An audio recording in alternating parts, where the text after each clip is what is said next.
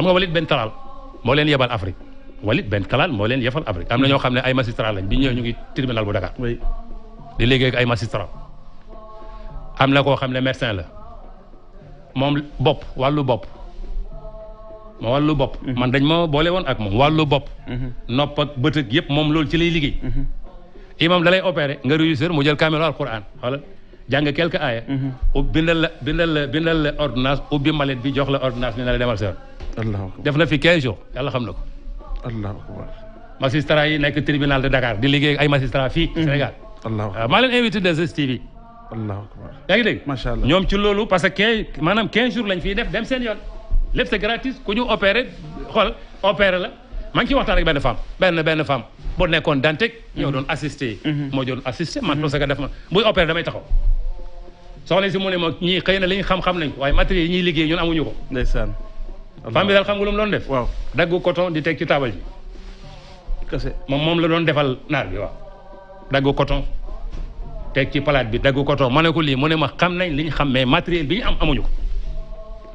su la opéré ba pare imam xoolal ubbi kaamil bi jàng quelque aaya xoolal bindal la ordonnance jël maladie bi jox la xaalis na la demoon nga jënd def na fi 15 jours di faj maladie yi bi mu paree mu dem ñibbi kon imam wallahu axrajakum min butuni ummahatikum la ta'lamuna shay'an yàlla moo leen génnee yéen ñëpp ngeen bàyyee ko ci seen biiru yaay yi te bi ngeen di ñëw xamu leen tus am dégg dëgg la wa jaala lakum mu defal leen sama nopp ngeen commencé dégg wal absaara defal leen ay bët wal afidata defal leen xol ak xel laalakum xëy na ci loolu tashkurun ngeen mën a sant borom bi ndeysaan macha allah yàlla mu ne li ma leen defal yëpp xoolal li ma bëgg mooy nga reconnaître ma rek laa soxla kese reconnaissance kese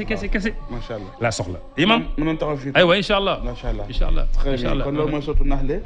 li ñu dese bëreetul daanaka presque 13 minutes rek pour ñu ubbi antenne bi yooyu macha allah donc kon ñu ubbi antenne bi Birane 88 628 38 38 pour ñi nga xamante ne bëgg participer naroon nañ dugg ci actualité mais xam naa day xaw a xat tuuti ban actualité nga am ban actualité mooy ñu ngi jëm ci li nga xamante ne mooy élection yi campagne bi commencé na n'est-ce pas gis nañu aussi y a beaucoup de bavures policières mooy ñi nga xamante ni dañ lay jëlee sa kër yóbbu la après ñu ne faatu nga mu nekk yu leerul famille yi génn état bi génn n'est-ce pas li am mooy nit ki génn àdduna ñu ni constaté yooyu yëpp baaxul politique Sénégal ñu ñoo bokk Sénégal saway mun nañuy fexe mu rafet waay mun na rafet parce que ñun ñëpp ay Sénégalais lañu ñun ñëpp Sénégal lañ bëgg a liggéeyal saway na rafet te ànd ak dal parce que yii yëpp day jeex ñu nekkaan ay Sénégalais day dajee ci yu bëri wala histoire da koy bind attention histoire day bind yii yëpp saway moo tax nit ki fexe ba histoire bindal la lu rafet c'est très important amul solo Sénégal ñoo ko moom Sénégal ñun ñëpp dañuy dem bàyyi Sénégal moom toujours il est là waaw mais ñu nekk jamono bi ñu fi nekkee mais mu rafet ba Sénégal man ñuy bindal histoire bu rafet saway parce que yii yëpp amul njëriñ élection yi am na campagne xam nga man dama fan sama peuple waxoon naa la ko man dama fan sénégalais yaay ma